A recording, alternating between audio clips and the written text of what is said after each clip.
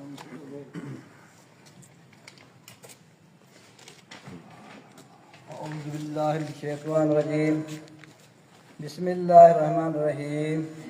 अल्हम्दुलिल्लाहि रब्बिल आलमीन अर्रहमानिर्रहीम मालिकि यौमिद्दीन इय्याका नअबुदु व इय्याका नस्तईन इहदिनस सिरातल मुस्तकीम सिरातल लज़ीना अनअमता अलैहिम गैरिल मग़्दूबि अलैहिम वलद्दाल्लीन। सदक़ल्लाहुल अलीयुल अज़ीम। काकड़ी वण भरिया रंग रतो, काकड़ी वण भरिया रंग रतो, तो पुजाना सिपरी हियणे अचन होर, जे मूथी कई कोल सिगा पार सिपरी। हाणे तालका स्कूल जे हेडमास्टर मो यूसुफ कुंभार के गुज़र कंदो वचन अजेड़ो पेश करे। साईं तालका स्कूल जे हेडमास्टर मो यूसुफ कुंभार।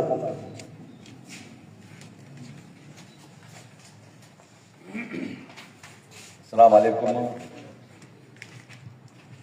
निहायत शुक्रगुज़ार आहियां साईं हाजी शफीमन सचो साहिब जो जेको पंहिंजो कीमती वक़्तु कढे करे ऐं तालका स्कूल में असांजे इलाइक़े ज़िले उमरकोट, सिटी उमरकोट, तालका उमरकोट जे मौजूदु उस्ताद साहिबान खे टाइम ॾिनो।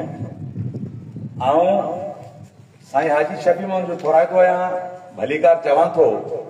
उन सां गॾु असांजा आयल शहर जा, सिटीअ जा, तालके जा मौजूद उस्ताद साहिबान, हेडमास्टर साहिब, जेके बि दोस्त आया आहिनि, उन्हनि जो तहे दिलि सां शुक्रगुज़ार आहियां।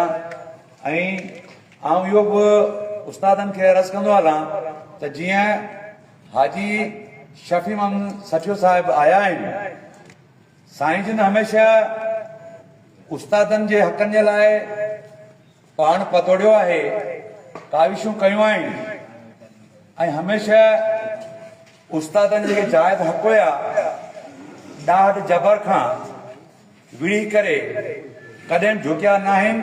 हमेशह जे लाइ उस्तादनि जे हक़नि जी पासदारी बि कई आहे ऐं हक़ हासिल बि करे ॾिना। गॾोगॾु अर्ज़ु कंदो हलां असांजे दोस्तनि खे 10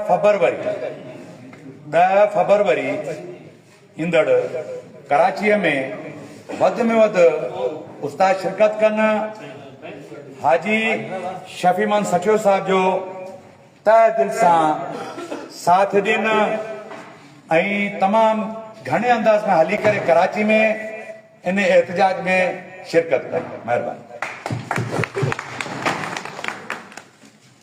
हाणे मगन महर के गुज़र कंदुसि मर्कज़ी अॻवान हाजी शफीमन सचो के अजरक ऐं टोपी जो